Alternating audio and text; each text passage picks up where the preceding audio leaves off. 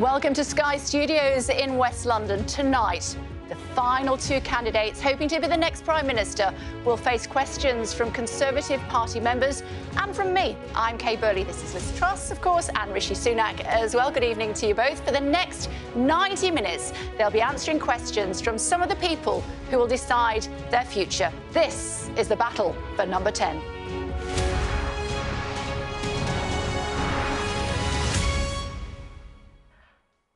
Good evening and welcome to the battle for number 10. The struggle for voters between Liz Truss and Rishi Sunak comes to a head tonight here at Sky News. For weeks, the candidates for Conservative leader have debated, but only now are the people who'll pick them finally getting the delayed chance to vote. The backdrop, a country predicted to be about to plunge into recession.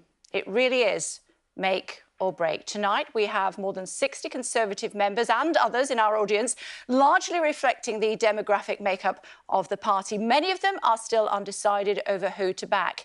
In a format that's different and we hope perhaps more illuminating than other events, the two candidates will separately face questions from the audience and then face mine in an extended, in-depth interview. We tossed a coin before we came on air. Who won? Liz Truss won, and she chose to go first. She is with us now. Are you happy with the good evening? It's nice to see you. Thank you for joining us. It's great to see you. Are you happy with the format? I'm very happy. Ready with for the first question? Yes, excited. Here we go. Let's start with our first question, and that is Diana, who's here on the front row. Good evening, Diana. What's your question for Ms. Truss? My question for Liz is: the Bank of England have said that a recession is inevitable. What could you do to mitigate the impact of this? Well, what the Bank of England have said today is, of course, extremely worrying. But it is not inevitable. We can change the outcome and we can make it more likely that the economy grows. And what's important is, first of all, that we need to help people struggling with the cost of living. I would immediately reverse the national insurance increase. I would also have a temporary moratorium on the green energy levy to save people money on fuel bills. But I'd also keep corporation tax low, to make sure that we are attracting investment into our economy and doing all we can to avoid a recession. Because I know what it's like when people lose their jobs, when towns and cities across our country struggle. I don't want our country to go through that. That's why it's so important we keep taxes low and we do all we can to grow the economy by taking advantage of our post-Brexit freedom, unleashing investment, changing things like the procurement rules and doing things differently. But now is the time to be bold, because if we don't act now, we are headed for very, very difficult times. Are you happy with that? I am. That's good to hear. Thank you. OK, anybody else got a follow-up on that one for us? Nobody at this stage. We're just warming you up still, aren't we? OK, well, I've got one. You're confident that you'll be able to avert a recession by the end of the year? Well, what we know at the moment is a recession is predicted by the Bank of England. And what we need to make sure is we're using all the tools at our disposal, keeping taxes low, doing the reforms we need to our economy to get growth going faster, to encourage people to set up businesses, to encourage businesses to invest. And I want us to be on the side of people who work hard, people who do the right thing, people who support their families, people who set up businesses. And that's why it's so important we don't burden them with excess regulation, but that we also keep taxes low. Under the current proposals, our corporation tax would go up to the same level as France and 10 points ahead of Ireland. And I really worry about our capacity to attract that investment into our economy if we do that. Okay. You simply can't tax your way to growth. And I'm afraid the very high taxes we have at the moment, a 70-year high, are likely to lead to a recession. OK. And that's what the Bank of England is predicting. OK, Neha is here. Neha, good evening to you. What's your question for Ms. Truss? Hi, Liz. My question is, I'm amongst very few in my age group and ethnicity that are actually members of the Conservative Party. I've been speaking to some of us, and we are afraid that the party has lost credibility. So my question is, how will you repair the damage to the party's reputation? Well, the most important thing is we deliver on the promises we made. We got elected across the country in 2019. Because of our manifesto, we said we'd unleash opportunity, that we would grow the economy, that we would keep taxes low. So we need to deliver on all of those things. We need to deliver on the opportunities of Brexit. And when we promise something, we need to follow through on it. I think that's really important. But I also want the Conservative Party to be a party that reaches out to everybody across the country, gets new people on board, encourages people to join our party, because we've got some fantastically talented MPs, but we need a new generation of members. And I would appoint a really strong party chairman to encourage that to happen. Any clues? I have not. I am definitely, Kay, not being premature. We're still in the middle of a leadership race, and what I'm about is about talking to our party members about my policies for government. But what I can say is I would always make sure I appointed people to my cabinet on the basis of merit and people that get things done, because what people really want us to do is deliver. And we've only got 2 years. It's not a long amount of time, and we need to get started straight away. So I want people from all parts of the party, from all parts of the country, who can really get on and deliver. OK, politicians always say that our party is a broad church, and I always point out to them that people die in Broadchurch. I know. Let's bring it... I know. That Kay is worse than the earlier pun. That is worse than the earlier pun. We'll keep that between ourselves. Nashava has got a question for us. Hi. Just here. Hi. Good evening, Liz. I'm a medical consultant. I work in a hospital, and I see day in, day out the relentless pressure that our medical staff is having. Now, understaffing is a real issue at this moment in time. If you become the next Prime Minister, how will you solve this? Well, first of all, the NHS has done a fantastic job in COVID, but we are facing a huge backlog, and that is putting huge pressure on. First of all, I'd make sure we're putting the recent funding we allocated, the 13 billion, into social care, because there are many people who are in hospital who ought to be in social care, but there aren't the beds available. So I'd first of all make sure we're investing the money in social care. I'd also support our doctors and nurses more by removing some of the central diktats and also having fewer layers of management. On the campaign trail over the last few weeks, I've met people who face 7 or 8 layers of management above them, and I think that can be quite difficult and quite demotivating. And what we need is more of the empowerment, more of the decisions to be made by people on the front line. There are also a number of other issues we need to look at, like doctors' pensions. I've met a lot of doctors who've gone into retirement because of the specific issues around their pensions. I need to sort that out. And also, there are many doctors who very kindly came out of retirement to help during COVID. You know, help with the vaccination programme, help with the real issues we face in our hospitals. And what I'd like to do is see what we can do to encourage those people to come back into the profession and really help, because we do face serious issues. It is difficult to get a GP appointment. I represent a rural area.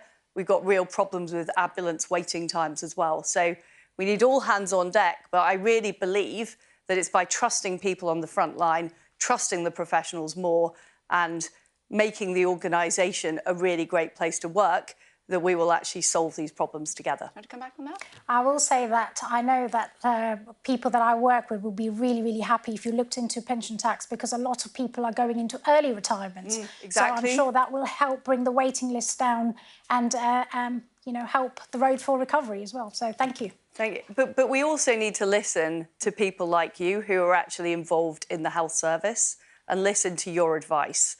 Because what I've heard is lots of areas where we could use our facilities better. So, for example, I met a doctor who told me that he wanted to go in and work at the weekend, use the equipment of the weekend, but actually he'd been banned from more senior people in the organisation from doing that. So there are things like that that I think we can empower people to do things differently and really treat this as a major national programme to deal with the aftermath of COVID. Okay. We were very successful at dealing with COVID, getting the vaccine, rolling out the vaccine, but now we have a major issue with the National Health Service, and we need all of the best brains working on it. Just to clarify, are you suggesting that you should sack layers of management?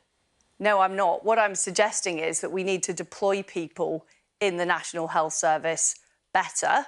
And what I have heard is that there's been a lot of targets set centrally by the Department of Health and NHS England, and I want things to be decided more locally, so there's less distance between the people making the decisions and the people actually on front line helping the patients. Lots of people want to ask you questions, Ms Truss. I think David from Guildford. David, where are you? Hand up, David. Where is he? There he is. He's just here. David, you've got a question on Ukraine, I believe. I have. I thought it was going to Rishi, I must admit. Oh, well. But I'm perfectly there we happy. Are. How would you propose to broker peace negotiations in Ukraine as opposed to continuing to provide arms to prolong the state of war?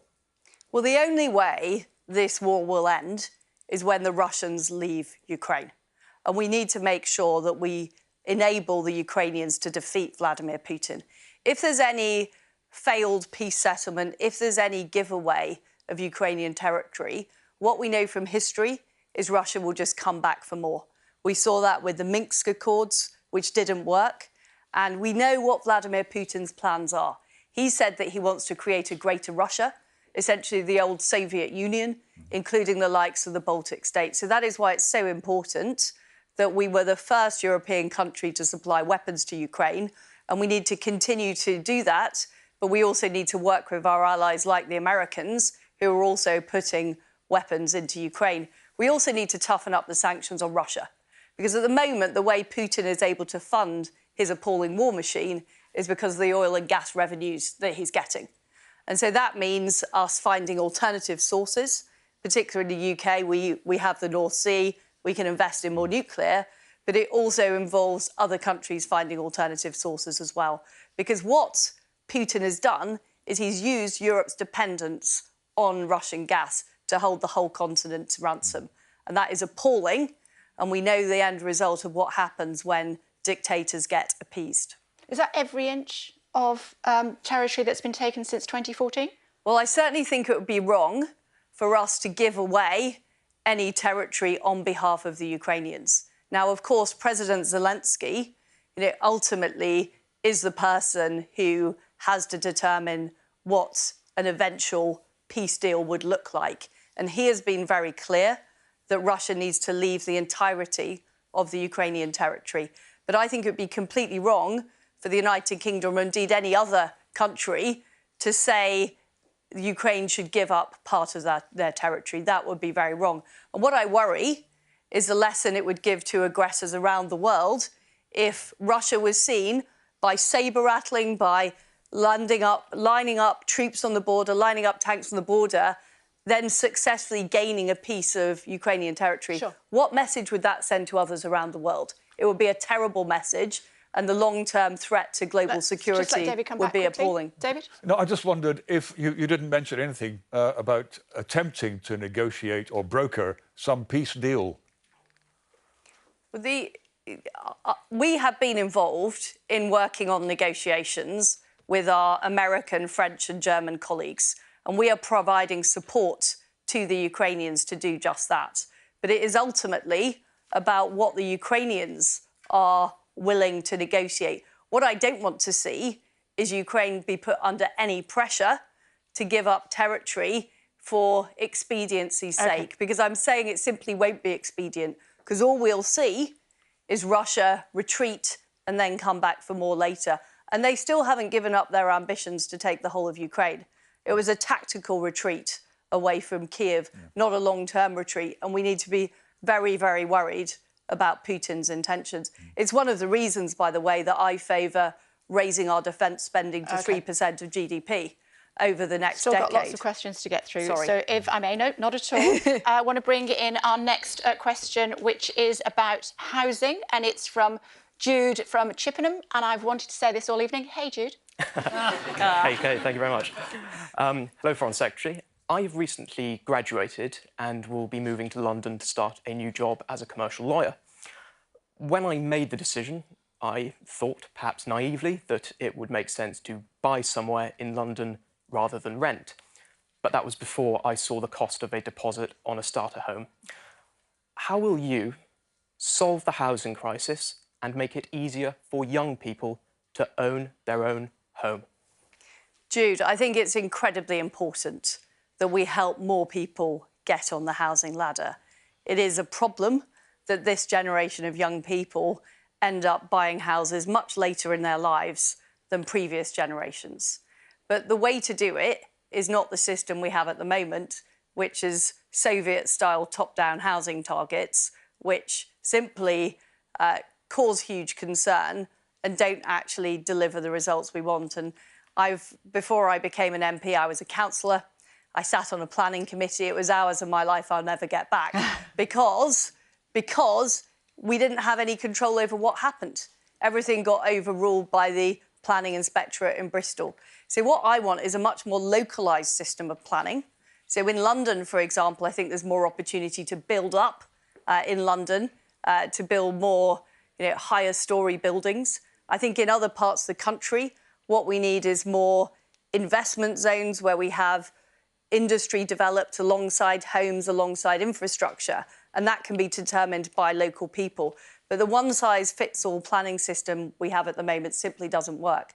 The other thing I do to help you specifically is when somebody does rent, they should be able to use their rental history towards getting a mortgage for their home.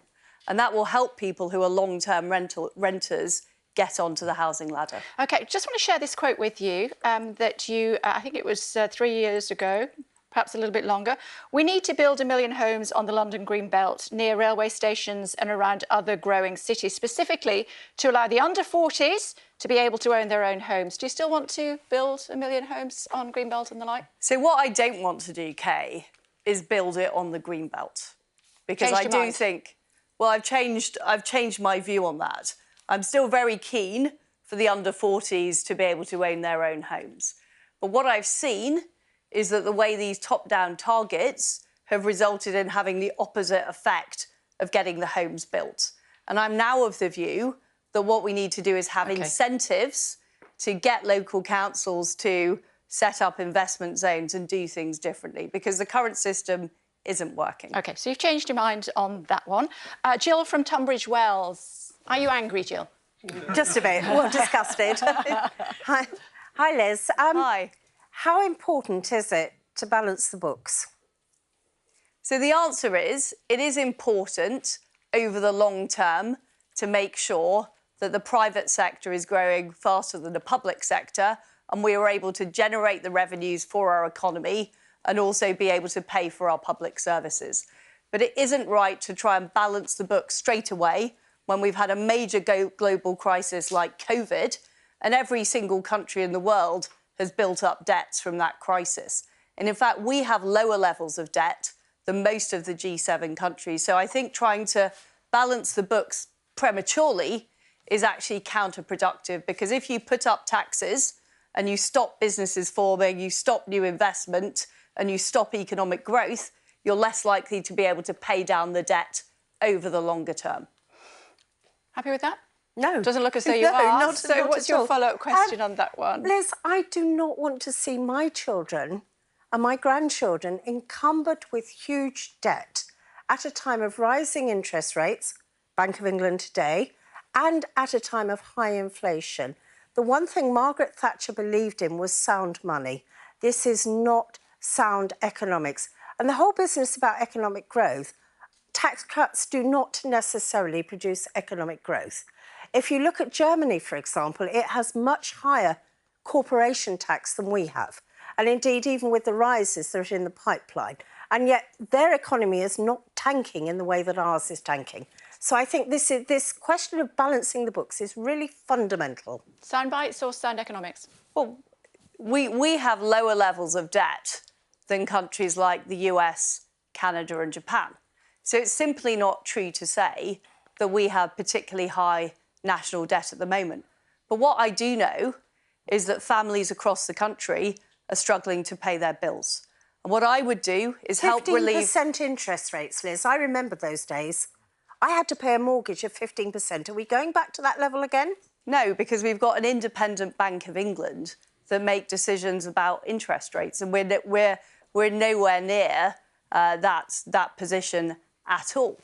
But to say that we're going to put up taxes to the highest level and beyond the highest level in 70 years, and we think there will be no consequences for economic growth, I'm afraid I think that's wrong.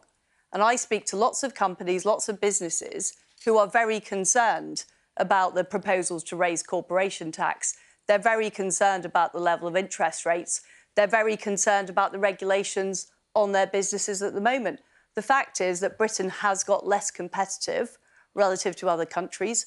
under these corporation tax proposals, we would have corporation tax that is 10 points higher than Ireland, and it will make us less competitive. And Germany? And you don't get... Germany?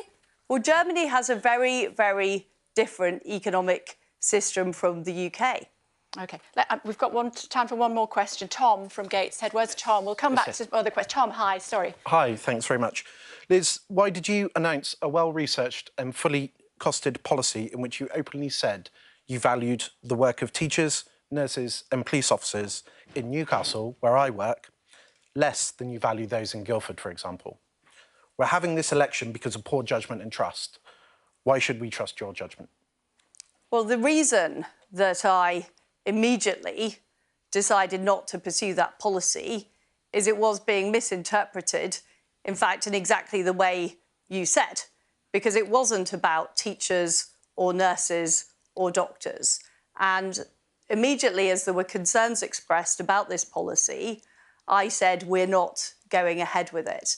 And I do think in politics, there are times when you have to make judgments about what is right and you have to be honest with the public. And I was very honest about the situation. It wasn't a core part of my policy plank, but I'd rather be upfront and if there's a problem, make a decision and deal with it straight away.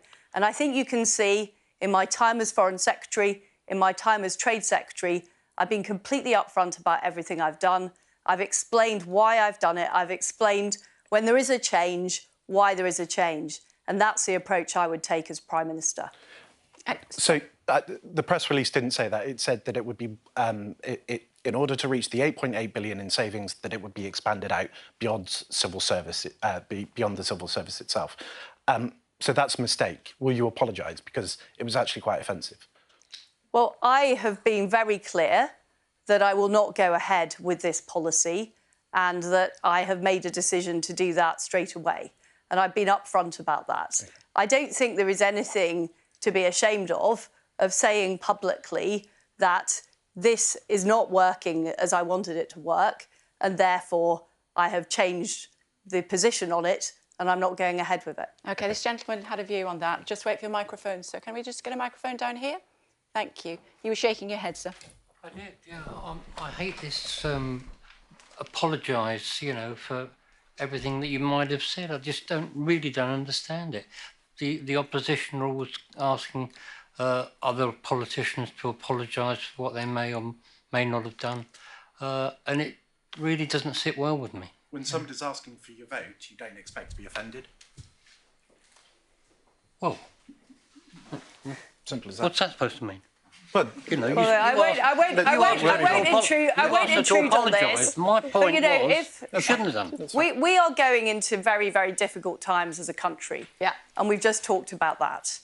And we need somebody leading this country who is prepared to make decisions, who is prepared to deal with issues as they arise, and is prepared to be upfront with the public. And I think I've demonstrated that in everything I've done, in all of the jobs I've held during this campaign. OK, I'll come back to you, Madam, if I may. If you take a seat, please, Ms Truss. It's time for my go.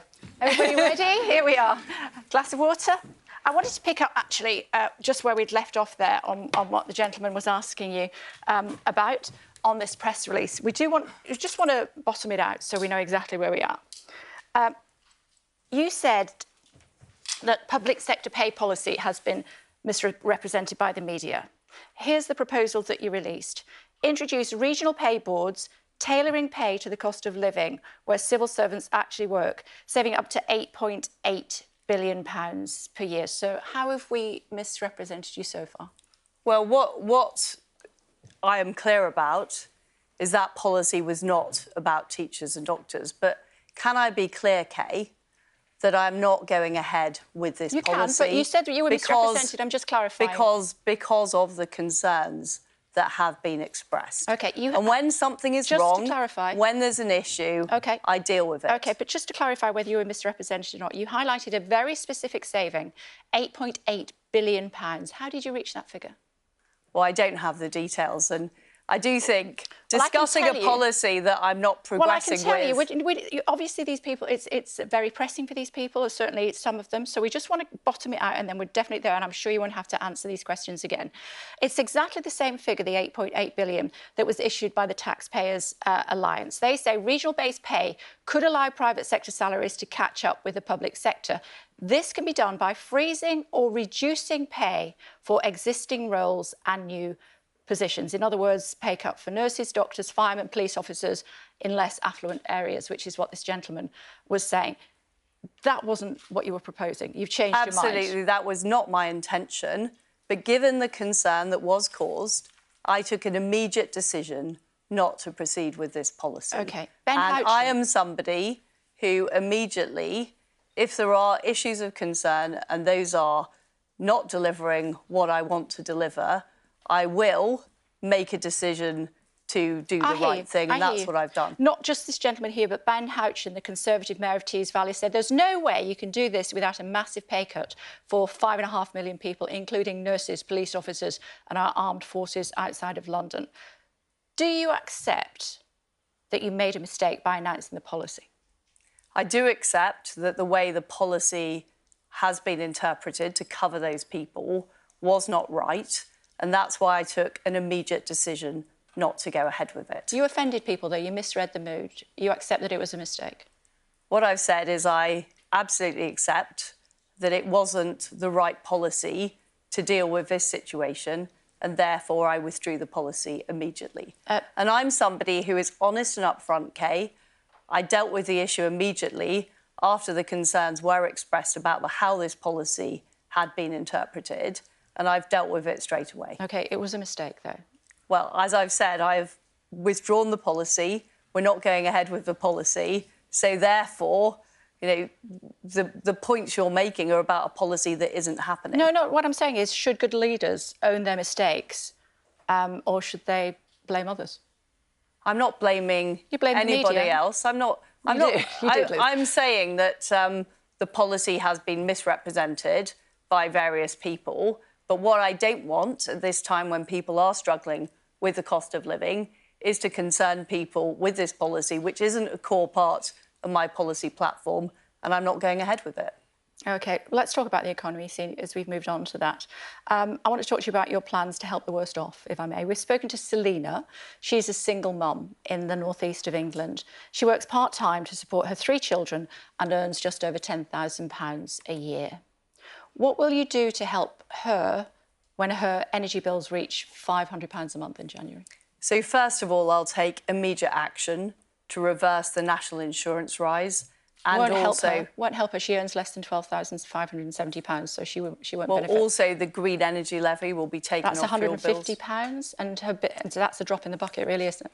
And what I will also do, something like 9 days of energy for her. And what I will also do is work to increase the amount of supplies we're getting out of the North Sea so that we can get more gas into our system, so we can move forward on dealing with the energy crisis and energy security. Not because ultimately, these problems can only be dealt with by, first of all, making sure Putin is defeated by the Ukrainians so that we don't have this energy supply problem, and also by releasing more reserves in the North Sea. I'm also in favour of fracking in areas that support it, so we get more of our own domestic energy supply.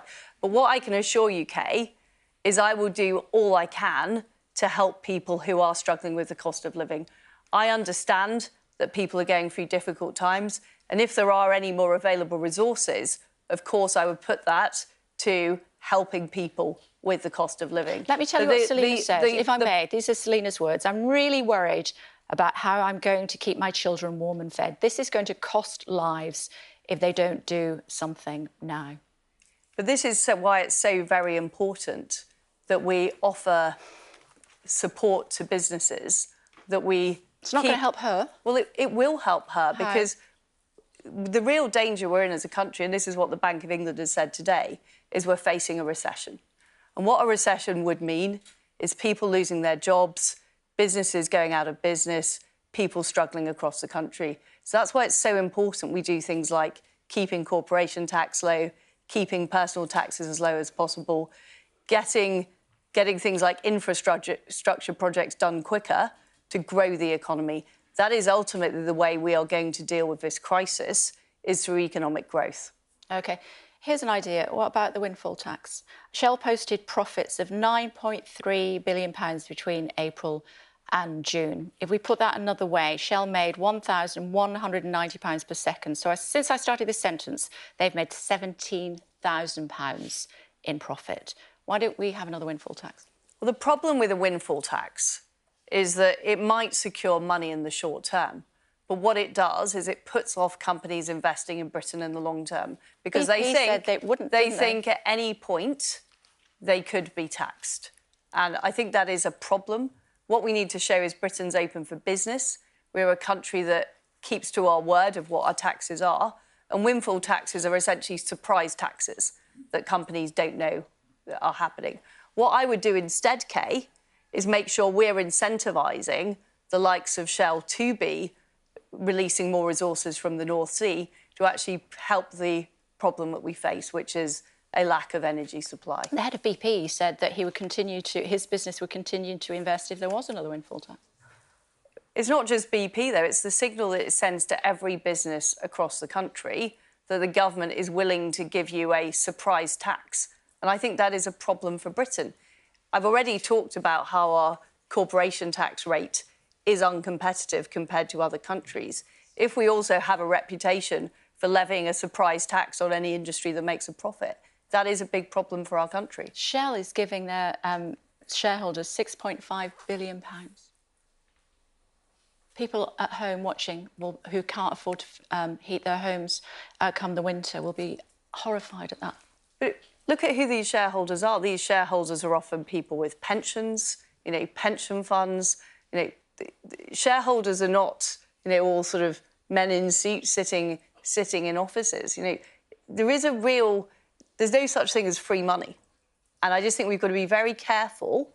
If the UK gets a reputation for arbitrarily taking money in tax that we've not sort of done through the official tax system, I think that's a problem. OK, let's move on to foreign affairs. We've talked about it a little bit. Do you want a sip of water? Yeah. You're very welcome.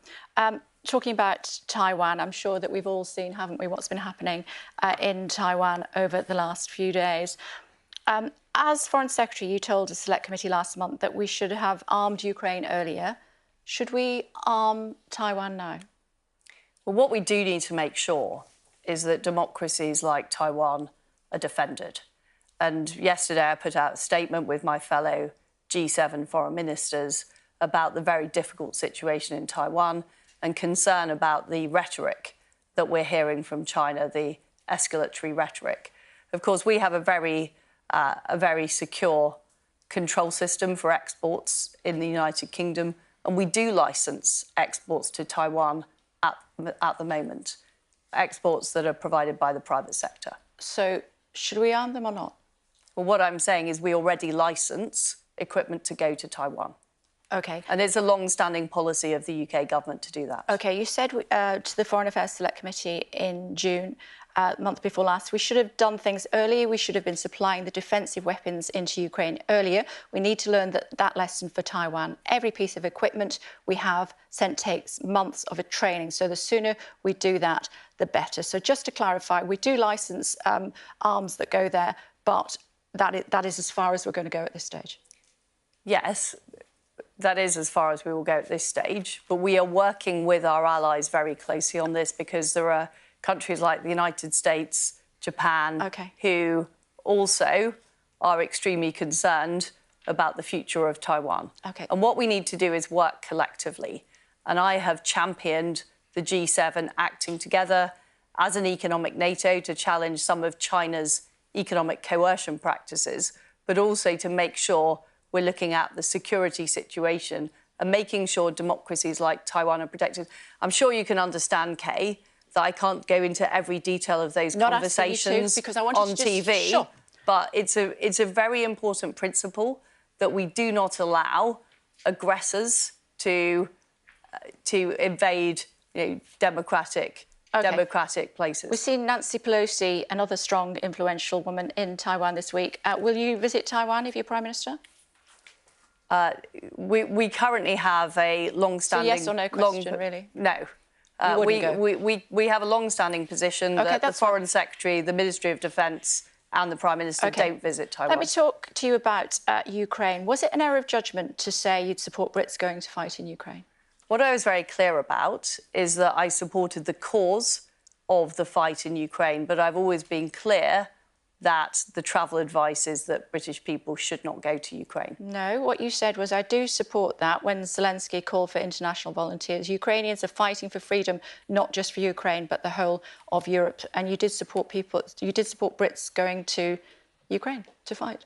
Well, what I supported... You had to be corrected by your own Defence Secretary. What I was saying is that I supported the cause in Ukraine. OK. Your Foreign Office website said Brits travelling to fight in Ukraine could be committing an act of terrorism. Did you know that when you said it?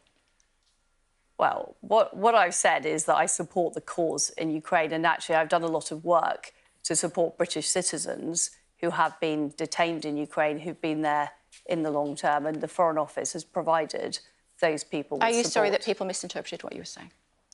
Well, what I have said is that the advice was very clear, the travel advice was very clear, and I announced that publicly, that people shouldn't go to Ukraine. But I think what is happening... It wasn't very clear, because we spoke to people in Poland who were going into Ukraine, who were Brits that had crossed the border and were then subsequently going into Ukraine. Well, there have been many British people going into Ukraine during the war, but we are very clear about our travel advice. OK, I've got some quick-fire questions for you, if I may. Here we go. In your first meeting with the Queen, will you apologise for wanting to abolish the monarchy? Well, I've already met the Queen, and she's been far too polite to raise that issue with me, and I will not be raising it with her. OK, but if she did, would you apologise? Well, I was wrong. I was wrong to say what I did at the time. OK. Will you be apologising to the First Minister of Scotland when you see her? No, I won't. What's the naughtiest thing you've ever done? I'm certainly not going to say that on TV. Oh, was it that naughty? Well, my daughters are watching, so I don't want them getting any ideas, Kay. Yeah. Being Prime Minister is the most invasive, exposed period in any politician's life. Is there anything that you feel that you would want to come clean with the audience here in the studio and at home? Because there's no one else listening, so it's all fine, I can just tell. Anything that you need to get off your chest? I can tell you, Kay, there are no skeletons in my closet. I think everything I've ever said and done is known about very publicly. Would you remove the whip from Boris Johnson if he's found to have deliberately misled Parliament over Partygate? I'm not making any prejudgments about that. Why not? Well, I'm not making prejudgments. I'll see what the committee says. But if they say deliberately misled Parliament? As I say, I'm not making any prejudgments about that. What one changed? By the way, I'm very clear he didn't mislead Parliament. Well, we'll see what the what the committee says. What one change to the system would you make to restore integrity? Because there's a lot of people here in the studio. Thank you. Not just here in the studio, but watching at home as well. You know, integrity has been lost in the Westminster bubble. What would you do to change it? Well, I think the answer to restoring integrity isn't introducing more rules, because we have endless rules and codes. The issue is about clarity and leadership and doing what you say you will do and following through on your promises. What I would also do as Prime Minister is restore the Chief Whip to number 12 Downing Street. The Chief Whip was moved out by Alistair Campbell and replaced with the Press Office. I think that was a mistake because it reduced the link between the Prime Minister, the Chief Whip and the Parliamentary Party. And I would make sure we had zero tolerance for bad behaviour in the Parliamentary Party, but we're also supporting MPs. Because as you say, you know, being Prime Minister is an exposed job, but actually being an MP at the moment is pretty difficult. You know, there's all kinds of difficult things said about you on social media. You know, it can be very difficult for people's family lives. So at the same time as making sure we have discipline and, you know, making sure people are honest and behave themselves, we also do need to offer MPs that welfare and support a new ethics advisor. And you stand by if you would. A new ethics advisor. Well, I will look at the role of the ethics advisor, but you know, I'm somebody who does act with integrity, and I think people have seen that in every job I've done. And I slightly worry about outsourcing ethics to somebody else. So no as Prime Minister, I should know the difference between right and wrong. And of course, there need to be proper independent complaints procedure. There needs to be proper whistleblowing procedures. But I would want to look at how those things are structured. OK, you were loyal to the PM despite parties during lockdown, or when he promoted a man who groped colleagues, or when he was rewriting the rules to help out his mates. Throughout that, you stood shoulder to shoulder with a man who has betrayed the office of Prime Minister. I don't agree with that characterisation, Kay. I supported Boris Johnson for the leadership. I think he did a good job as our Prime Minister. He delivered Brexit. He delivered the vaccines. He also did a fantastic job of leading the free world in standing up to Vladimir Putin in Ukraine. Yes, he made mistakes. That's absolutely true. You know, he said sorry for the mistakes he made, but I think it's completely wrong to characterise him in that way. I don't know. What does the audience think? Hear, hear. Yeah, agreed. No. OK. So, I think it's opinion. Opinion is divided on that issue. I think we can hear from people in the audience. But I have worked closely with Boris Johnson. I know the difficult times he went to. You know, he was in very serious trouble when he had COVID. And, you know, it's been a very, very difficult time to be in government. But look, you know, many mistakes were made during lockdown, Kay, you know, by many people. And I just think to sort of say that this was the, you know, crowning problem is not right. Yeah, some in charge of policy, some not. A final question for you just before we let you go. You were a Remainer, and now you're not. You supported Brits to fight in Ukraine, then you didn't. You wanted to build on the Green Belt, and now you don't. You wanted to abolish the monarchy, and now you don't. You wanted to arm Taiwan, and now I'm not sure if you're saying whether you do or not. You wanted civil servants... we do provide them with those You wanted to cut civil servants' pay in the regions, and then you said you didn't. Will the real Liz Truss please stand up? OK, I'm somebody who, you know, I didn't come from a traditional Conservative background. My first political experience was going on a CND march with my mother, age 7. You know, I then, as a teenager, joined the Liberal Democrats. I'm not sure how much I should be held to account for things I said when I was 18 or 19. But I've always had a belief that we can be a more successful country, that people should be able to control their own lives. I've always believed in the principle of freedom.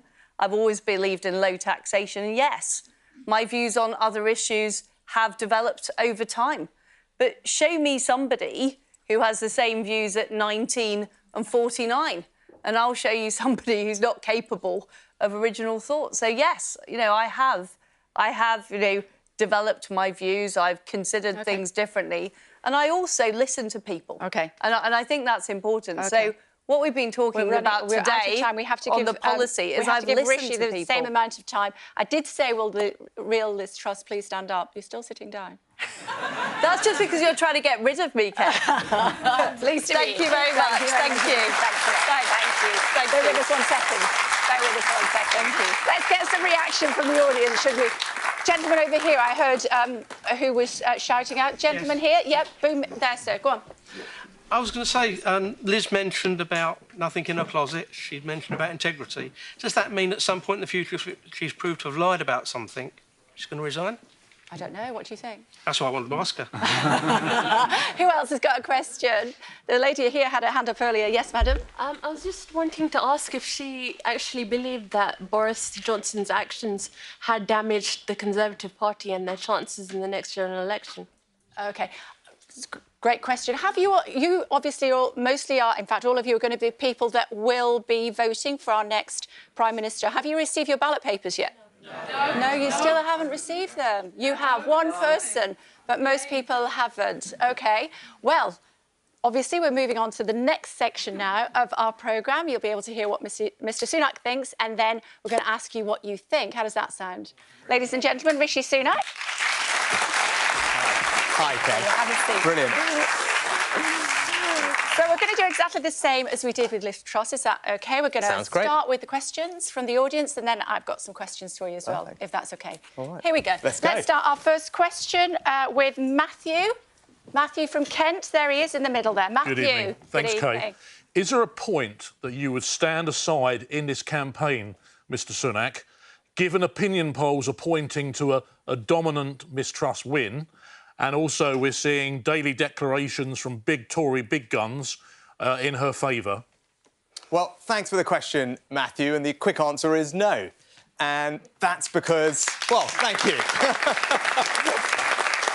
and you know what? That's because I'm fighting for something I really believe in, and I'm taking my ideas around the country. I'm talking to all of you, our members across the country, about what I think's best for our country at a really difficult time. And I want to have that debate with people because I passionately believe what I'm saying is right. I want to convince as many people of that as possible, and hopefully I can do that with you all tonight. But you talk about big guns. I mean, I've also had, in the MP phase of this, in Parliament, the most number of MPs support me. Not just in the first round, but in every round since. You talk about big guns coming out. I just had Nigel Lawson this morning, Margaret Thatcher's Chancellor, supporting my approach to the economy.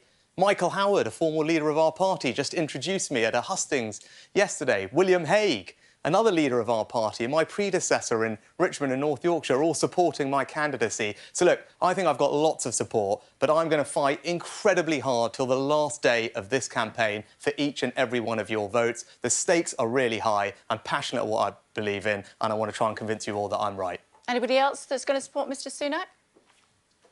I'll get a few. You're all very quiet, though. Sir, you've got a question? Yes, hi.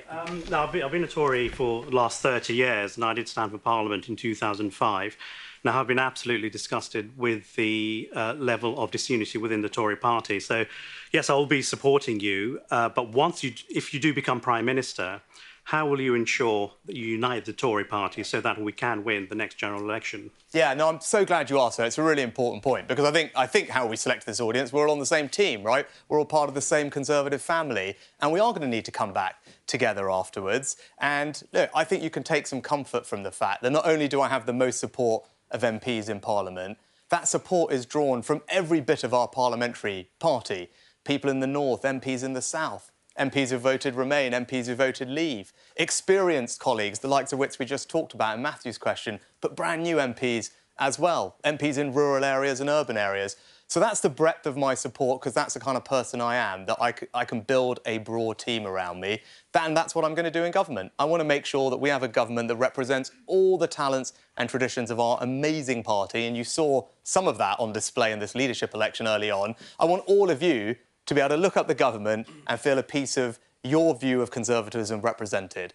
That's how we're going to bring people back together, because we all know in this room the enemy is not me or Liz or anyone else. Our real opposition is Keir Starmer and the Labour Party, and I'm the person who can take the fight to them and win the next election for all of us, because that's what we all want to see, isn't it? Actually, that's a similar question to Andrew from West London. Where's Andrew? Andrew. I'm over here. You're over there as well. Andrew, were you happy with that response?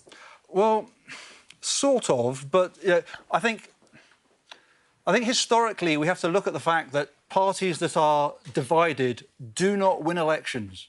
We are 2 years out, less than 2 years out from a general election.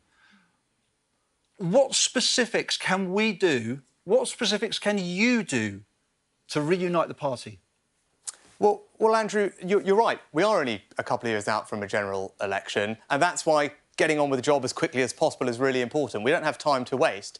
So it starts day one with building that team that I talked about that does bring people back together around the cabinet table and across government. No more factions, no more who supported who in the leadership contest. We have to put all that aside the moment this contest ends and start looking forward and start delivering for the British people. We've got real challenges, and I'm sure we're going to get to talk about the economy in a minute, but that's the number one challenge. We've got to get the NHS backlogs down. We've got to get to grips with illegal migration. We've got to make sure that we provide more energy for us all at home. There's lots of challenges we've got, and we need to get on and do them fast. So if we've got a brand new team, united in purpose to deliver for the British people and focus on the prize of winning the next election, I think that will galvanise minds. I'm the person that can bring people together and lead us to that victory. Can I come back very quickly, if you wouldn't mind? So how many people in the current cabinet would you have in your cabinet? OK, go. Well, Andrew, look, I don't think you'd expect me to answer that. A, it's premature, as we heard from the first question. I've got a lot of work to do in this campaign, and I'm going to fight for every vote, and that's what I'm focused on right now. But I will tell you, I will build a team that reflects the talents and traditions of our entire party. OK, the ones that and are still that's what you will be able to look up at my government and see yourself and everyone else reflected in it. Claire from Solihull. Claire. OK, hi there, Hi, Rishi. where are you, Claire? My question is... Hi, Claire. Hi. The security of this country worries me greatly, with all the sabre-rattling from Russia, China, Iran and North Korea. So if you become PM, will you commit to increasing the size and budget of our armed forces to make this country once again a force to be reckoned with? Yes, Claire. The simple answer is absolutely. And I don't want to say once again, because I think we are already a force to be reckoned with. We're an amazing country that projects our values and our influence around the world, supporting our allies. So I don't think we have to think that we're not. We already are, but there's always more we can do. Now, remember, I was the Chancellor who oversaw the largest increase in the defence budget since the end of the Cold War. That's my track record. And actually, I singled out the Ministry of Defence in the middle of the pandemic for a special treatment because they were going through a period where they were looking at future threats. They needed the certainty of knowing that they had the funding to make all those investments in the new technologies that would keep us safe. That's why I gave them special treatment. That's not what the Prime Minister said. He said that you had to be... Actually, Ben Wallace said the Prime Minister had to overrule you. No, that's not right. We actually do all these things together. So Ben Wallace was wrong? I'm not going to talk ill of any of my colleagues, but ultimately I'm the Chancellor that's responsible for the decisions on how we spend our money, and that's what I did, right?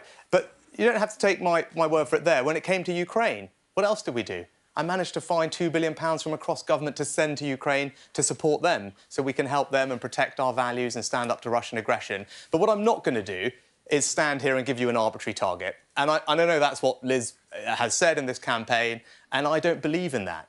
I don't think that's the right response to defence spending. I don't believe in arbitrary targets. I believe in taking a threat-based approach. I believe in looking at the threats we face and then allocating spending accordingly. So what I can commit to you, Claire, is this. I will tell you, I will invest whatever it takes to keep you and everyone else in our country safe, because that is the first duty of a Prime Minister, and it's certainly the first duty of a Conservative Prime Minister. Follow-up from this lady here. Just wait for the microphone, madam, if you would. There we go. Thank you. You were also the Chancellor that introduced Eat Out to Dine Out at a cost of £850 million. And according to the University of Warwick, that was responsible for an increase of new COVID cases of between 8 and 17%. Well, actually, that's one study that said that, and I don't think it's right.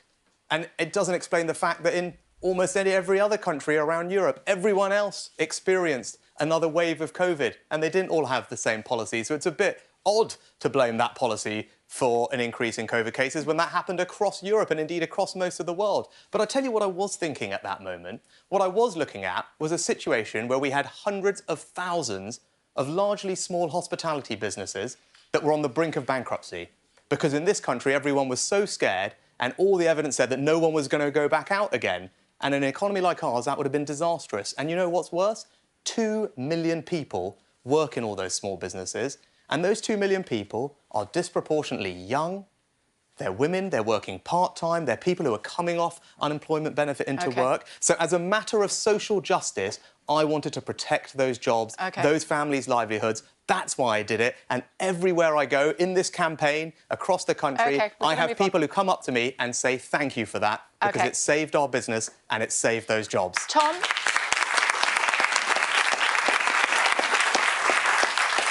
They like that one, Mr Sunak. Tom from Bury St Edmunds. I'm right behind you, Kay. There we go. I'm always behind everybody. Tom, that sounded slightly ominous. I'm so sorry. I'm a town councillor for Bury St Edmunds. Oh, brilliant. Thank you. And we lost our Kings Road NHS dentist. They were brilliant. That was in 2018. Now some of us are going around talking like tube stations. Mind the gap, mind the gap. What can be done? It's 2022. We need NHS dentistry, because frankly, a lot of us cannot afford to go private. And we have fantastic private dentists in Bury St Edmunds, but we need our NHS back. What can you do? How soon can you do it? That's the problem. I'm running out of teeth. What happened to your teeth? into your teeth? I lost them. Well, oh, goodness. Yes. You did. We're getting an actual view right now of the camera in your mouth. Well, actually, it's funny. As I've said, I have 7 fillings, and that's because I drank an enormous amount of Coke when I was a youngster. So I feel your pain, and we do need good dentistry. Yeah. And look, the NHS, first of all, is everyone's #1 public service priority. And I grew up in an NHS household. You may have heard on this campaign, my dad was a GP. He never mentions it. And my mum, just checking, you never know, right? And my mum ran a chemist where I grew up. So I spent my time working in that. I understand how important, especially primary care is. But look, if we're going to get to grips with this and make sure that there is money for NHS dentistry, we just have to be bolder about reforming the NHS to get more efficiency out of it. Now, I'm someone who you can absolutely trust with the NHS. I'm someone who did something quite difficult, and that's create a new funding stream to support not just the NHS, but social care, because it does start with putting more resources in to help recover from the pandemic. Wasn't an easy thing for me to do. Lots of people are upset with me about it, but I believed it was the right thing for the country, the right thing to support our fantastic NHS doctors and nurses. But money's not enough. We need to reform things so we can get more efficiency and invest in things like dentistry. I'll give you one example of something that I'm prepared to do, which is a bit bold, it is a bit radical, and not everyone will love it, but I want to show you that I'm going to bring some change, and that's tackling missed appointments. Now, we have over 10 million missed appointments every year, and it's not just GPs, it's in hospitals. At the same time, we've got lots of people sitting there anxiously waiting for treatment. Yeah. And I've said that's not acceptable. So we need to be tougher on missed appointments, because if we are, then if people can cancel them in advance, properly, we free up all that extra capacity, and none of us have had to pay an extra penny in taxes to do that. How's that workable, though? Thank you. How's that workable? How's that workable? What about people who can't afford to pay the £10 and they miss so they can't afford to pay their fine? Do they not get treatment in future? What happens? Well, actually, Kate, as I said, you don't have to do it on people's first missed. It can be for people who missed a second appointment, because there are just so many that there's a lot of space in the system. And I do think it's right to actually say, hang on, we believe in an NHS that's free at the point of use, but it's not free at the point of misuse. And when people don't show up for appointments, they are depriving other people of treatment that they need.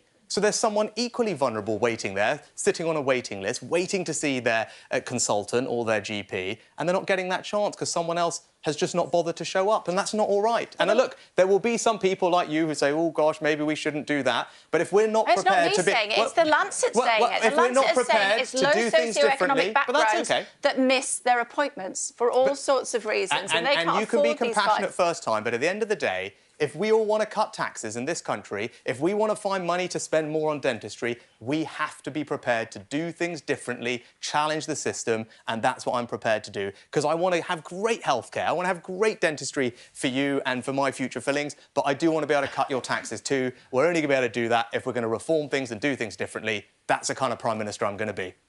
We can only be compassionate once. Jeff from Devon. Jeff, where are we, Jeff? Over here. Hey, Jeff. Oh, you're all over here today. Yeah. Gosh, Hi. Right. Is it Jeff, was it? Jeff, yes, Rishi, yes. Yeah. Hi. Hiya. Given the problems we've had with borders control and obviously the massive controversy with the Rwanda policy, what's your plan to cut illegal channel crossings?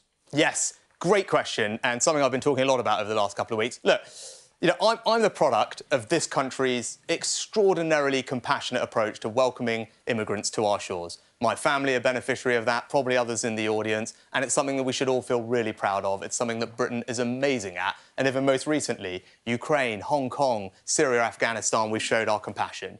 But it is also absolutely right that we have control over our borders, because all the people I just mentioned came here legally, and what is not right is for people to break the rules and come here illegally. The scenes we see on our TV screens and small boat crossings are wrong, and they need to stop. And I'm prepared, again, to do some different things, to be bold and radical, to stop them.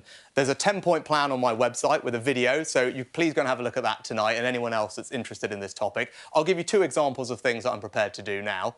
One is we need to change the definition of asylum and move away from this European definition, which has become very broad. It's exploited by lefty lawyers and means it's very hard to remove people. I suggest moving to a different definition, another legal standard, internationally, used by, I think, the Australians and others, and that is a much tighter definition and will allow us to reject more people. So that's one thing we can do. The second thing is we've got to get smarter about our foreign policy. At the moment, we'll happily talk to a country and talk about the trade deal we're going to give them and maybe even the aid that we're going to send that country, but we don't then also say, hang on, you have to take back your failed asylum seekers. Well, that's not right. We should be more joined up. We should be tougher about that. So that's just two of the things in my 10-point plan. But fundamentally, we must get a grip of this. We have to make the Rwanda policy work. I will do whatever it takes, including legal changes if required, to make it work so we get control of our borders.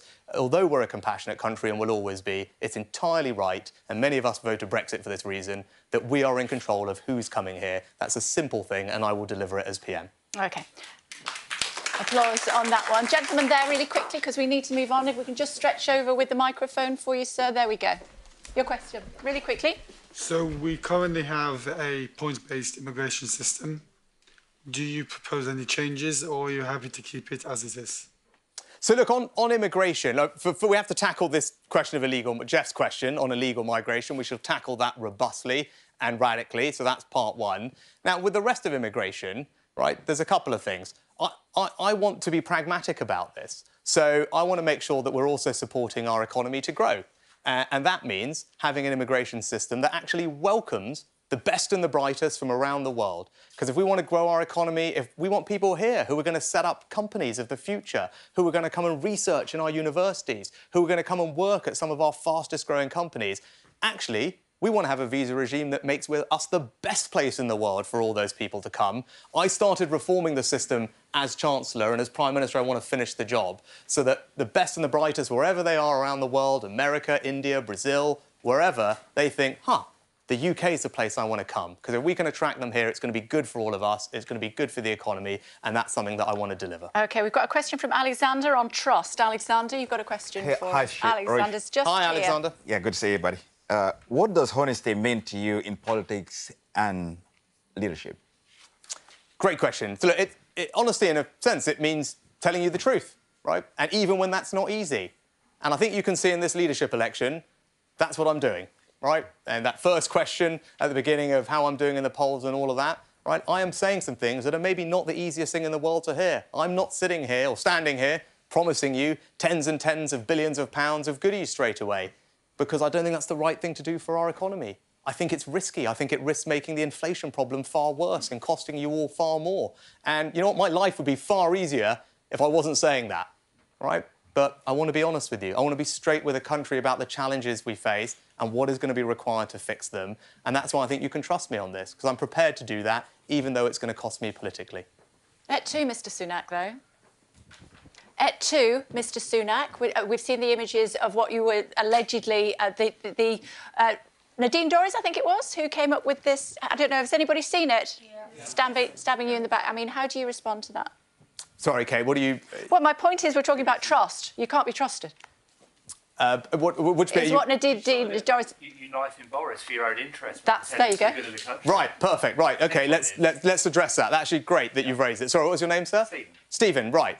So, yes, I worked with the Prime Minister for a couple of years, and I'm really proud of the work we achieved together, actually, and I think he deserves enormous credit for what he achieved during that time. And as I said, I'm proud to have been a part of it, and he gave me the job I had, and I'm grateful to him for it.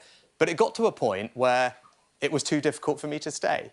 Now, we had well-documented differences of opinion on economic policy, as you can see in this leadership campaign, by the way, and it's simply impossible for a Chancellor and Prime Minister not to be on the same page when it comes to economic policy. That doesn't make sense, and there's no way that can work. So, of course, I had no choice but to go. But also, it came to a point where the government was on the wrong side of an ethical problem that I could not defend.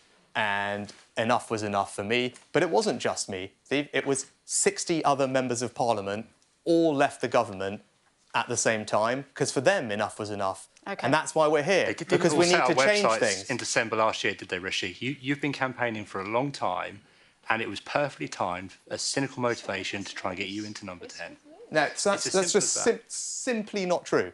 So I was due to give a speech with the Prime Minister the next week, and in the conversations about putting that speech together on the economy, it was clear our differences were too big to reconcile. Okay. So that was the reason. Plus, I think let's not look at the bars with rose-tinted spectacles here. Everyone remembers what was going on with Chris Pincher, right? Yeah. That was a serious ethical question that the government was on the wrong side of again, and I couldn't defend it. Maybe you're OK to defend that.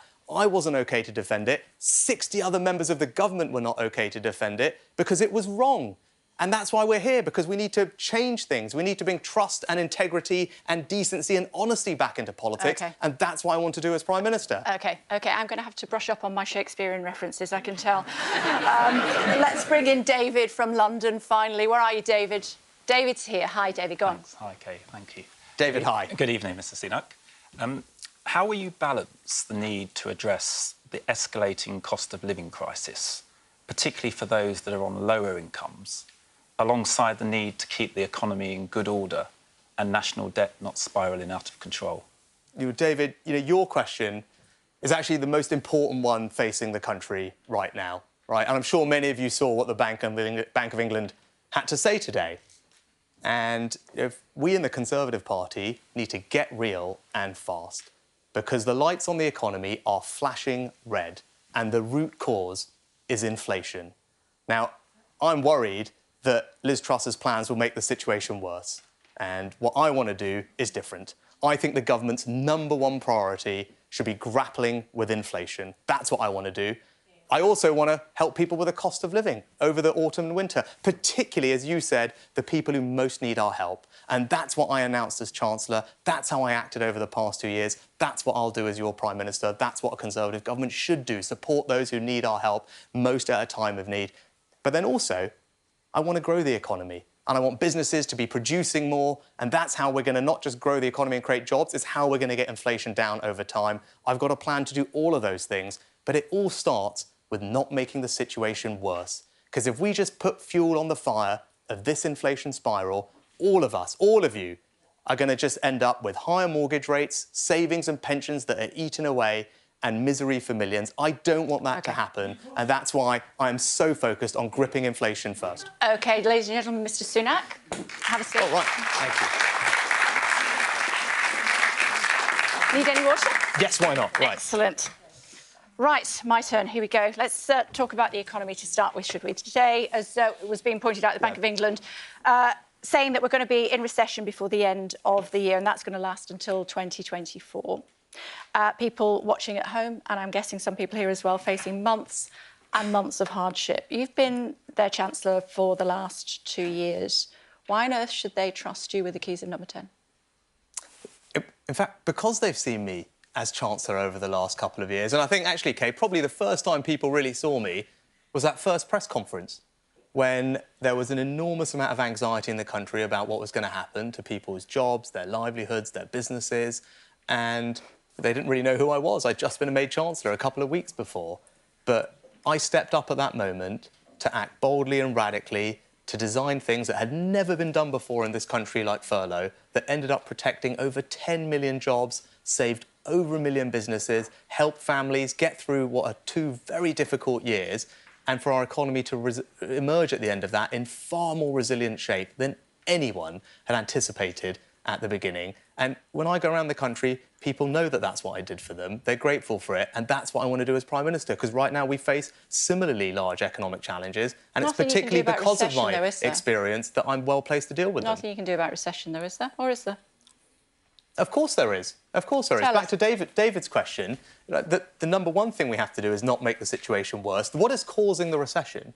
Right? As you heard from the Bank of England today, and I think Liz said something before, which I'm just going to correct, it's not the tax burden that is causing the recession. That's simply wrong. What's causing the recession is inflation. Right? That's the root of the problems we have, not just here, but in America and elsewhere. So the way we're going to get through this, first and foremost, is gripping inflation. Now, we will, and I always have stood by people, as you've seen me over the last couple of years, so I will help people get through the autumn and the winter, as I've done before, and then we will make the right reforms to help grow the economy in the long term. And I don't think the corporate tax proposals... So you would come up with more money to help people get through the hardship? Of course I would. Do you know how much? Well, we'll have to see the size of the problem. But look, people can see 13.3% inflation is what's predicted. That's the size of the problem. And I don't want that to be worse. And I don't want it to last longer. So what I'm not going to do is embark on a borrowing spree worth tens of billions of pounds, put that on the country's credit card, ask our kids and our grandkids to pick up the tab, because that's not right, it's not responsible, and it's certainly not Conservative. But you're promising tax cuts without knowing where inflation will be. I'm the one that's not standing or sitting here now promising tens of billions of pounds of unfunded tax cuts. What you've actually said is no tax cuts until inflation gets under control. What amounts to under control? When it's on a clearly downward trajectory and we have good line of sight that it is returning back to target, right? OK. Right. But that's why we need to be really careful about policies that will make that worse. Right, and look, if that's to the first question, I'm behind in this race. No, I'm just a bit confused. So you're saying these income tax cuts might not happen? It depends. You're talking about my longer-term plan? Yes, of course I am. Yeah, my longer-term plan, I'm confident we can deliver it, yes, right? And that was the reason I published that longer-term plan. And that longer-term plan, for those watching, was to, over time, reduce income tax rates in this country, because I believe really strongly in rewarding hard work. Hard work is a value that I think is really important. I think most Conservatives share that view, that hard work is something that should be rewarded. The best way to do that through the tax system is to reduce the rate of income tax. And I wanted to give people a sense of the direction of where I wanted to take the country and the economy. And I want to build an economy where we cut the rates of income tax over time. And we're going to do that not by asking our kids to pick up the bill. We're going to do it by being disciplined on public spending, reforming is where you're public very services comfortable, and growing the economy. We know exactly what you think. What we don't probably know about is foreign affairs as much. So let me ask you about energy and food bills and how that relates to foreign affairs potentially. How high do you think that energy and food bills will have to go before we reassess our support for Ukraine? No, I don't think that's how we're going to look at it, actually, because we can make an enormous difference between now and actually next winter in reducing our dependence on Russian energy. So in the short term, of course, we're going to step in, and I want to step in and help people more. I announced enormous support as Chancellor. As Prime Minister, I'll go further because the situation has deteriorated. But what I'm looking to is, by next winter, that we've got through this. And there's lots of things we can do to help us do that. So I'll give a couple of examples, right? So one thing we can do is improve our energy storage, because actually we can import lots of gas in the middle of the year. That takes time, though, doesn't it? No, we can do that relatively quickly. Improved energy storage during the middle of the year. But the other thing we can do is energy efficiency. Now, many of you here, many people watching, are living in homes where we can help improve the insulation. Loft insulation, cavity wall insulation, smart temperature controls. Those are relatively small-scale interventions that don't take very long or cost a fortune, and government has got money. But if we turbocharge that programme, we can not only reduce our demand for energy, which improves our energy security, we can also save people up to £300 on their bills. Now, that's the type of thing that we should be doing. So we can continue to support Ukraine as long as we lag our loft, is that what you're saying? We need to be lagging our loft anyway for climate change reasons, right? Because it's good to reduce our long-term demand on energy, right? But what we do want to do is make sure we help people with their bills, and that's a good practical example of something we can do. On the conflict in Ukraine, Boris Johnson has really thrown himself into the cause. I think everybody might agree with that. He's regarded as a hero, apparently, in Ukraine. That's what he tells us. He brandishes his missile launchers. We've seen that. Are you really tough enough to stand up to Vladimir Putin? Well, just think for a moment. How are we currently standing up? This is your hell yeah moment. Yeah. So how are we standing up to Vladimir Putin? Right? How are we actually doing it? We're doing two things. Right? We're sending arms and money to Ukraine, which, as we talked about earlier, I found from elsewhere in government spending so that we could free up that money to send to President Zelensky. But what's the other way we're weakening Russia? We're doing it through economic sanctions. Right? We're not sending our troops into Russia. Right? It's not diplomatic measures that are making a difference, it's economic. What are we doing? We're targeting his companies, their access to global capital markets, his gold trading, his central bank reserves. That's how we're economically turning the screw on Russia. Who do you think put all those things together? I did with all my finance minister colleagues around the world, working with the Treasury Secretary in America, working with European finance ministers. We designed an international package of economic sanctions that sends a very strong message that we will not stand for his aggression. It's the most stringent set of economic sanctions the world has ever seen, and it is making a difference. And as Prime Minister, I will go further because there's more things we can do. So, yes, I'm tough enough, and I'm already delivering the measures that are actually causing him the most trouble. Thank you. Ben Wallace, as I mentioned before, said that you had to be overruled on defence spending. Priti Patel, the Home Secretary, reportedly said that you objected to the Rwanda plan during a written discussion between the departments. Brandon Lewis, the Northern Ireland Secretary, former Northern Ireland Secretary, has accused you of putting up huge resistance on efforts to override the Northern Ireland Protocol. It looks as though there's a recurring theme there, doesn't there? You say one thing in private and then you say something else for voter consumption. So should we believe them or should we believe you? Well, look, when it comes to the Rwanda plan, I do believe in the Rwanda policy, but do I ask tough questions when cabinet ministers come to me and say, oh, look, we like to do this new thing? Yeah, because my job is to make sure that yours and everyone else watching and everyone in this audience's money is spent properly. That's part of my job. I wouldn't be doing my job properly if every time some cabinet minister came to me and said, oh, please, can I have X billion pounds to do this new thing? I don't say, whoa, hang on, let me just check that this actually is going to work.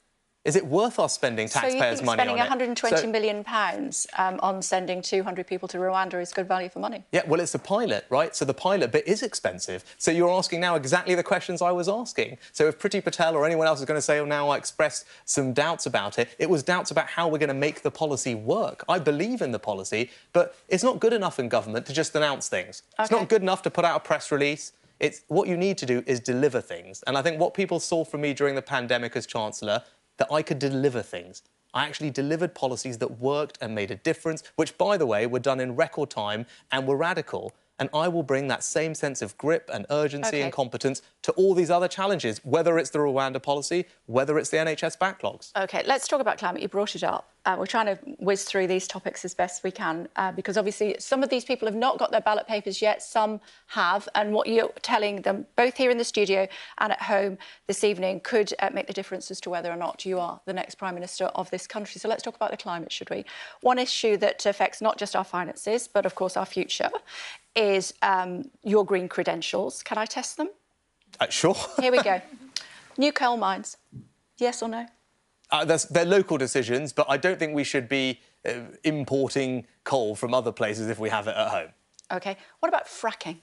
Where it has the support of local communities, I'm in favour of it. OK, but we have seen some big issues with fracking, haven't we, particularly in my part of the world, in the northwest of England, where we've seen at least 3 earthquakes that apparently have been caused by fracking.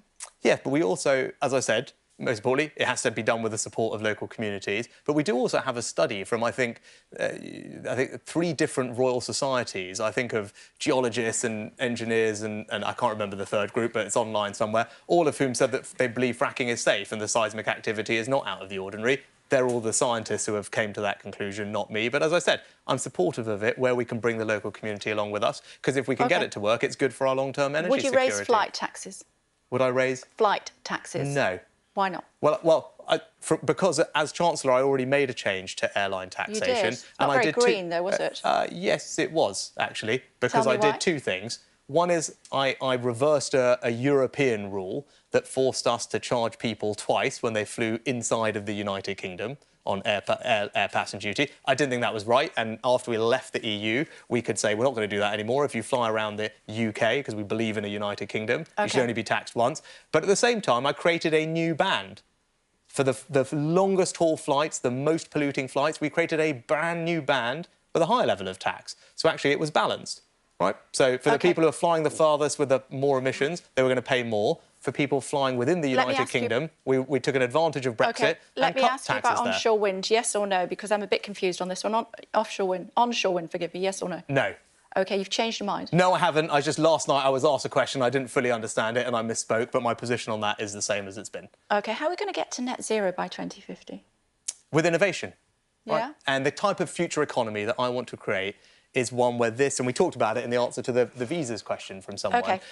If we have an economy where this is the best place in the world for people to create, invent, discover new things, we will get there. OK. And we will get there in a way that lowers people's bills. OK. Now, look, my business background, my experience means I know how to build that type of economy in this country. We've got to rush through this. OK, it's like running that's for a what bus. was important on net zero. Yeah, but quick fire. There's an enormous opportunity quick fire questions there. here, if you don't mind. Quick fire questions. Here we go. Do you personally support the 24-week limit on abortion? As a personal thing, yes. I mean, these are personal decisions. They're not government decisions. I don't think there's any need to change I believe in a woman's right to choose. I don't think there's any reason to change the laws that we have. Why have you abstained on every major vote on abortion? Probably because I've not been in Parliament on the day. You didn't think it was important enough to be there? Because as Chancellor, I'm often travelling. 2015, apparently. Were you Chancellor in 2015? No, but I mean, these are not free. I mean, I completely agree with our current system of abortion. I don't think it should be changed.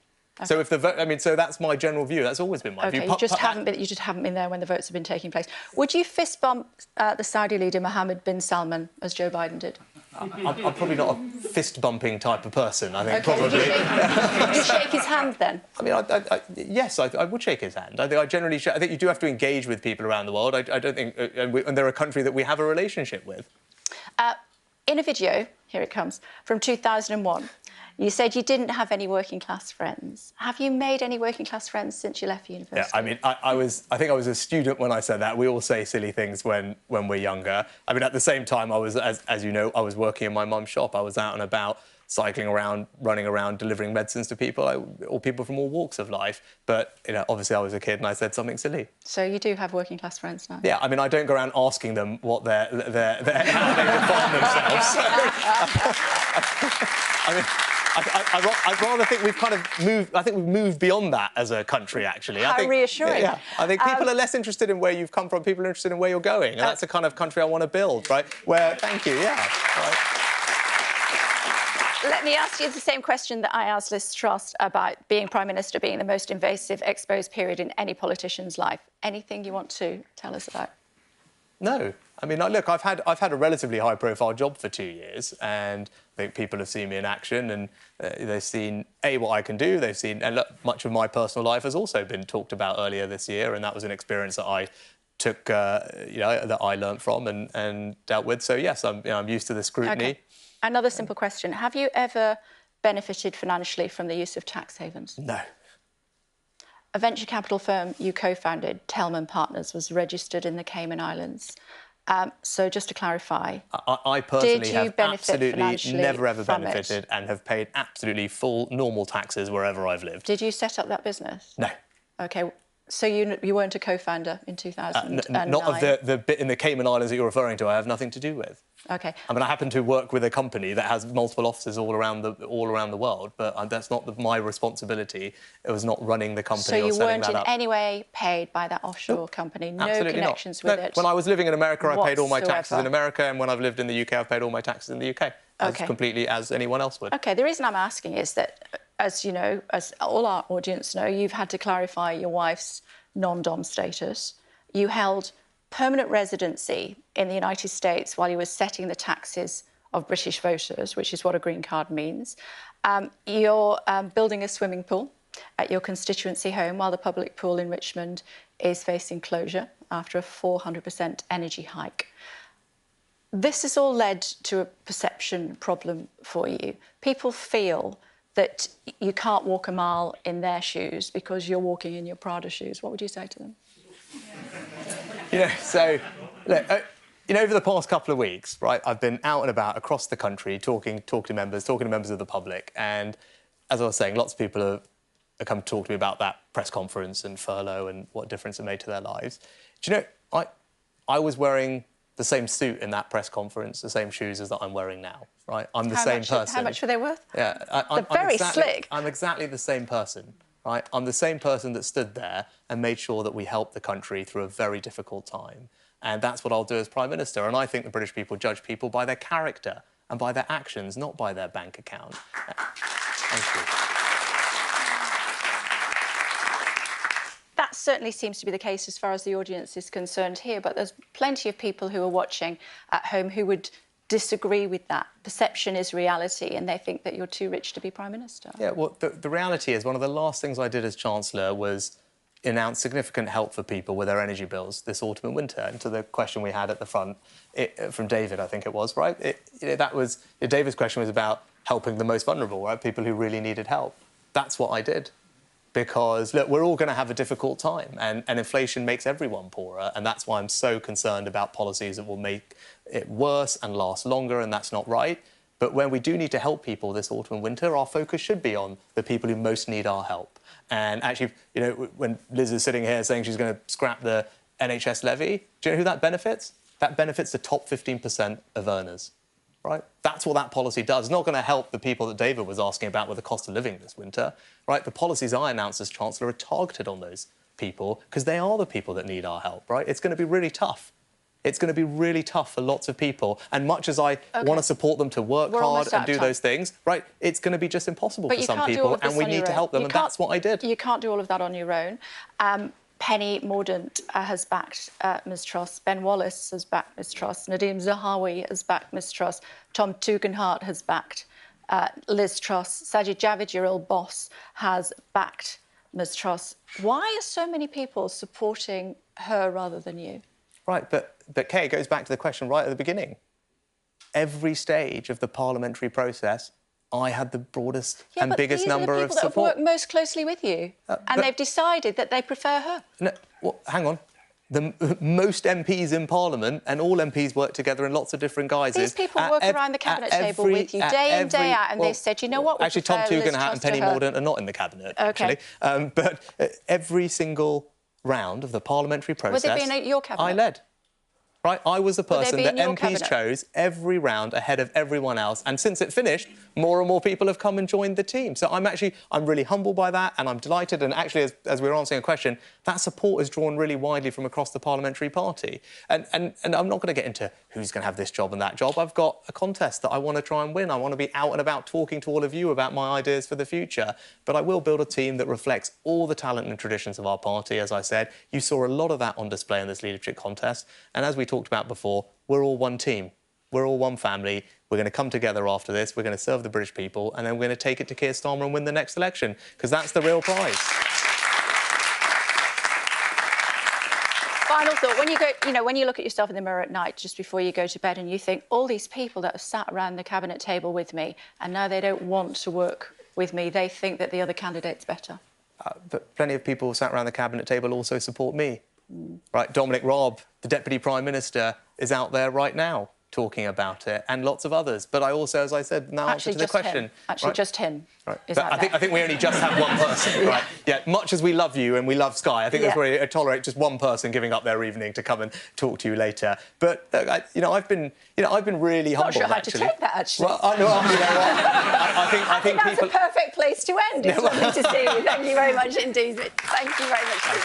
Very nice to see you. Thanks very much. Stay with us 1 second, if you will. Stay with us. Thank you. So our candidates have had their chance to make their case, but what do the people who will decide their future make of it? We have a simple question for our audience. Are you ready, audience? We rehearsed this beforehand. After what you have heard tonight, who are you most likely to vote for? As you know, you need to press 1 and then send if it's Rishi Sunak, and you need to press 2 and then send if it is Liz Truss. Are we all ready? Any more questions before we need to do that? Everybody knows exactly what they're going to say and do. Away you go. There we go. So we have 15 seconds when people were pressing 1 for Rishi Sunak or 2 for Liz Truss, and then pressing send.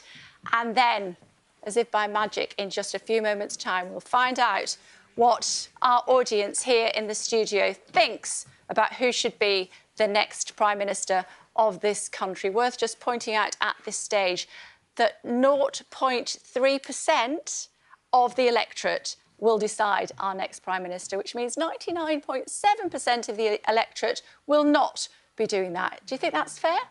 Yes. Why do you think it's fair? Gentlemen here, why do you think it's fair? My ballot paper doesn't say who's the next Prime Minister. We have a parliamentary system. People voted for the Conservative Party, and as members, we're electing the leader. It happens to be that leader becomes Prime Minister.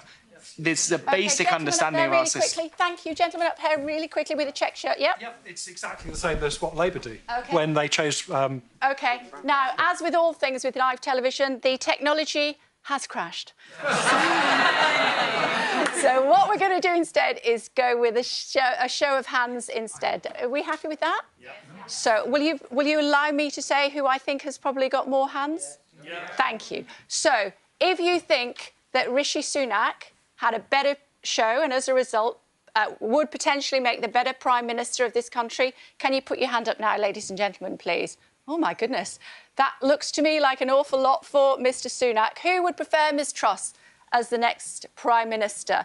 Now, I wasn't expecting that, I have to say, but I think with just keeping your hands up for Ms Truss, while we get some more shots just to show people at home, it looks to me as though Mr Sunak convinced you far more than Ms Truss. And I'm sorry, sir, we're almost out of time, and I have had you let you have a couple of goals. I think the only thing that he probably needs to learn from tonight is to read a bit of Shakespeare. I don't know what you think. Anyway, it's been fantastic to see you all. Thank you so much for taking the time for joining us. Thank you also to Ms Truss and also to Mr Sunak. They were amazing. Thank you very much indeed for joining us. Really, really appreciate it. Very, very enlightening conversation and discussion from both of them. Coming up in just a few moments' time, Jane Secker will be talking to both Mr Kwarteng and also Mr Raab. And I will see you very soon. Good evening. Thank you for joining us.